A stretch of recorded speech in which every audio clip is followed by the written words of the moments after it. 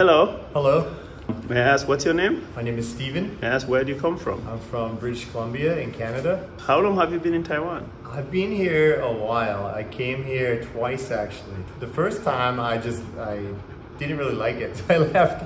But then I came back and had a really good time here. And been here about 12 years probably. And why did you choose to come to Taiwan? The first time I didn't know much about Taiwan. I met a friend at a wedding. The bridesmaid was living in Taiwan and she told me to come here. So I just came here sort of by accident. Since you've been in Taiwan, have you encountered any difficulty? Just the language is difficult and maybe some of the food. What's the most delicious food you've eaten here? Oh, I like xiaolongbao and dumplings. And Can you speak Chinese? my Chinese is horrible. I took classes for 6 months and then it just didn't go well. Yeah, I think the best way is, if I was to recommend somebody to come here, I would say, when you first come here, start learning Chinese. Don't worry about work so much. Just learn Chinese first when you're younger. You'll absorb it a lot better. Since you've been here, have you seen or encountered anything strange? Oh, I see strange things all the time. Sometimes the driving is odd. Somebody will back at a 7-Eleven and do like a circle in the intersection and drive away. But overall, it's not too crazy here. I traveled to a lot of countries before, so Taiwan seems pretty normal. How's it like living in Taiwan as a foreigner? I think because my Chinese is not good, sometimes I feel like a child.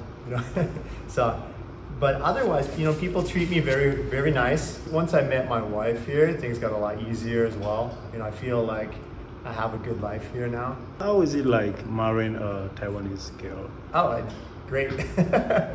Yeah. No, since I've been married, my life's gotten a lot better. When I first came here, I had nothing. I just came here, I got a small scooter, tiny apartment. So maybe that's why my life wasn't so enjoyable at first. It's a little more difficult. But now we bought a house together, I've got dogs, I have like a real life here. And we building things together, built the store together. You built a store? What store is it? So we have a Buster and Bean store named after this dog.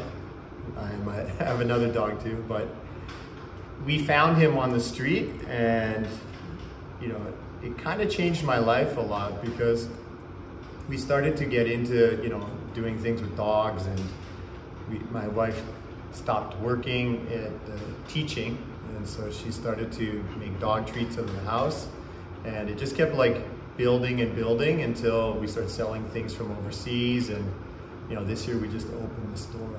Items you have in the store, are they mostly from imported or they're mainly Yeah, Taiwanese? mostly imported. We do sell some things made in Taiwan as well. The main reason we started selling this sort of high-end stuff is because it's the stuff that we wanted to use with our own dogs, and it was hard to find some things in Taiwan. So, we'd say, oh, that's really cool, but, I didn't see it here. So then we try to bring it in, and now we go to like large pet shows and we can see like new products and new trends and, bring like interesting things into Taiwan that maybe you can't find somewhere else. Yeah. All right, check it out. If you want special dog items that you can find anywhere else, check the Buster and Beans in Zhubei. In Zhubei, yeah. Zhubei, yes. Yeah. Have you traveled around Taiwan? I've been around quite a bit of Taiwan. I've traveled around the perimeter of Taiwan, and I've been to Shaliocho and Kending and Hualien and some of these places.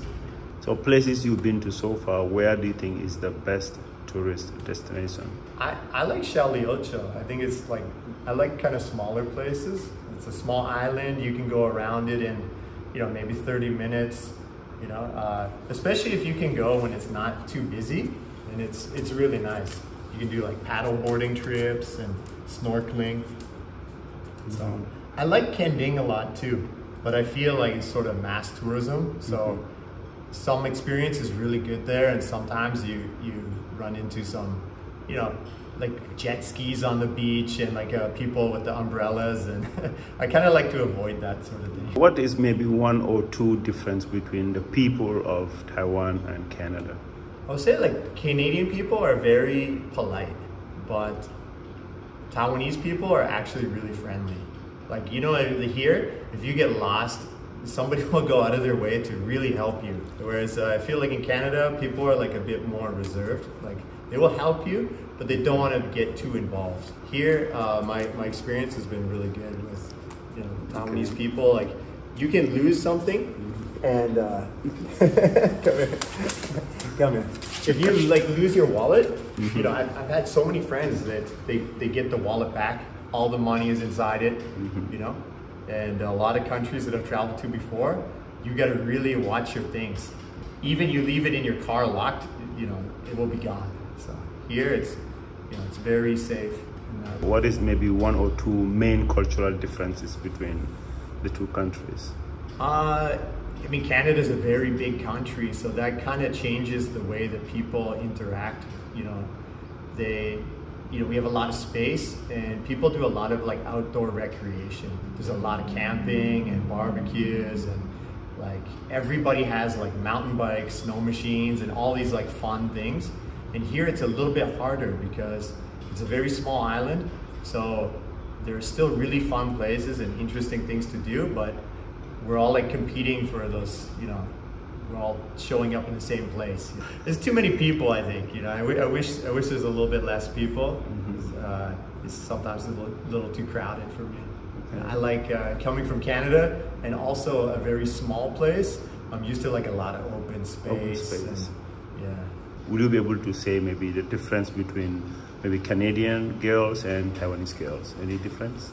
In Canada and America, like a lot of women are more direct. The women are generally a little more like quiet here and maybe less confrontational.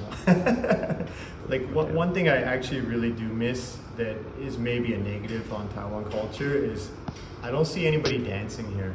You know, like I know in Canada's not really a dancing culture either, but I spent a lot of years in Central America and places, and it's so fun. You know, like everybody can dance.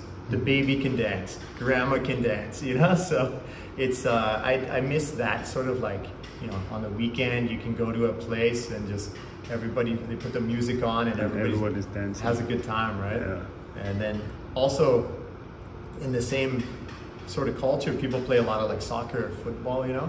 And so anytime you go to a beach, somebody has a ball, or you go to like any sort of park, and I don't really see that here. So that's one thing I miss. All right, thank you very much and welcome to Taiwan.